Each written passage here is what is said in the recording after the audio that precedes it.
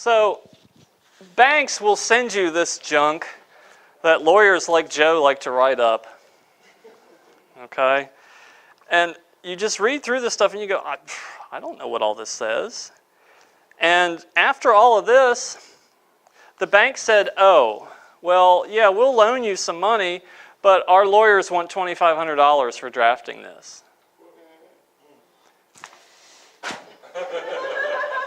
That's what I did with it. Yeah, we'll see you later. I never even talked to them again. And I had a relationship with that bank. I had borrowed a lot of money with that bank. I still have loans with that bank. You know, the 5-year calls and whatnot. They're still out there. And then my banker that I was working with left. Okay, and he went to another bank. Well, I followed him over there, and now I've got a portfolio with that bank. But you're trying to keep the other bank too because you want options.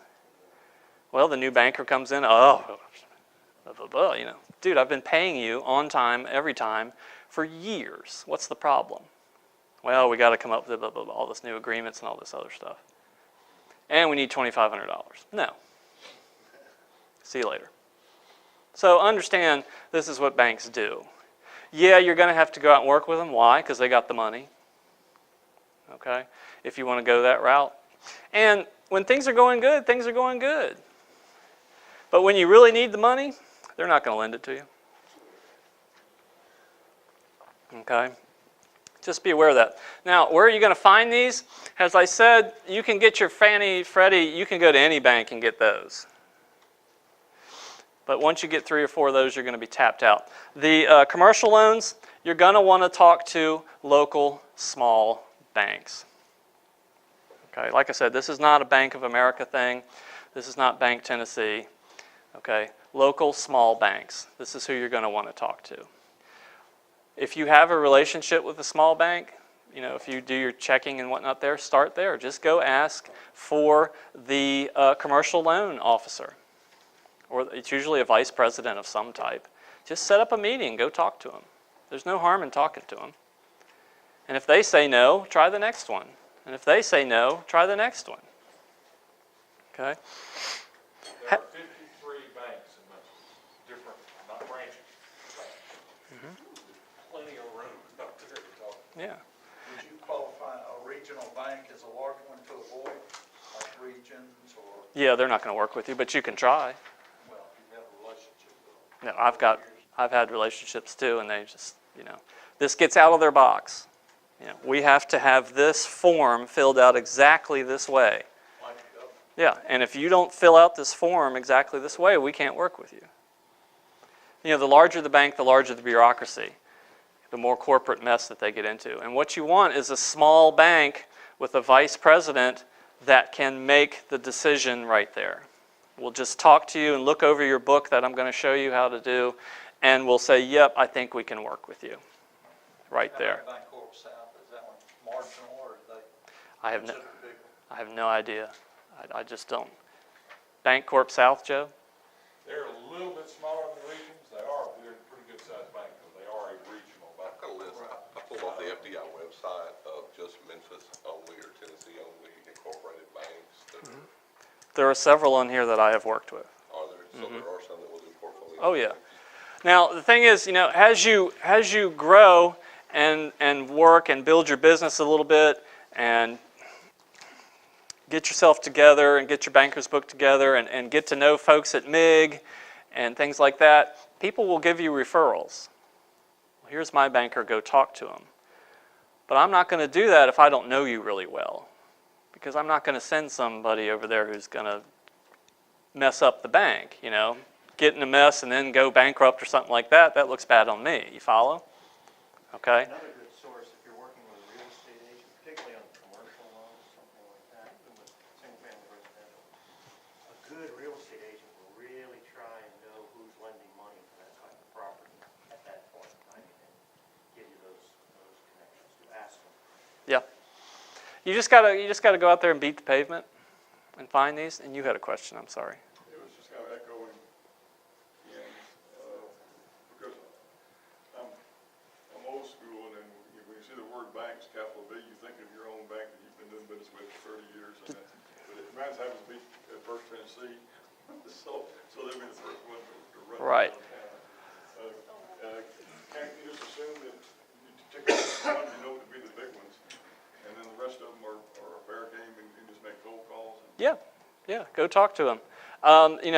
They may require you to transfer your checking accounts over to them. Well, it would be a bad idea to start that anyway, maybe proactive. Right, but get some business before you do that. Okay? For example, they like to have deposits. I mean, they want to have deposits in their bank because that builds up their balance sheet. As a landlord, I got a lot of security deposits. I got to put those somewhere. I can't use that money. Okay, well, I can put some over here, put some over there. Okay, so that's one source of funds that we can deposit to different places. Okay, that's a quick overview of banks. They're a good place to start. It's easy to start with them, especially for your first couple of properties. It gets a little harder once you get past 3 or 4 or 5. Okay, but you can do it. You got to go out, beat the pavement, find a commercial loan or a line of credit, and then that'll open up a few other doors for you. But be wary that there's a slow-moving bullet generally coming at you. Okay. Usually they'll let you reload that bullet, but not all the time. Okay, and they can be pains in the butt to work with, like these 30-page things, and then, we're going to charge you this fee and that fee and something else. Okay, so just be aware of that. Another source that I like are private lenders. Now, what is a private lender? A private lender is just what it says it is. A private lender is a person with money to lend. Okay? Simply a person with money to lend. A person who's got some money, they don't want to have tenants. They don't want to take repair calls to fix the broken toilet or something like that. But they have some money sitting around and they want to get a rate of return better than the 0.01% you can get now in a certificate of deposit or something like that. Okay. These are so easy to use. Private lenders, if you can get some of these in your business, you will be so happy.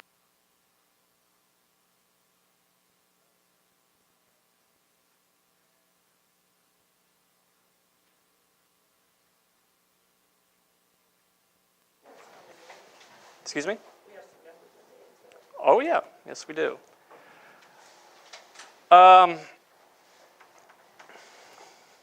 The terms that you can set up with a private lender can be anything you can negotiate. Anything that makes you and the private lender happy. Okay? When you go to a bank, do you get to negotiate the terms?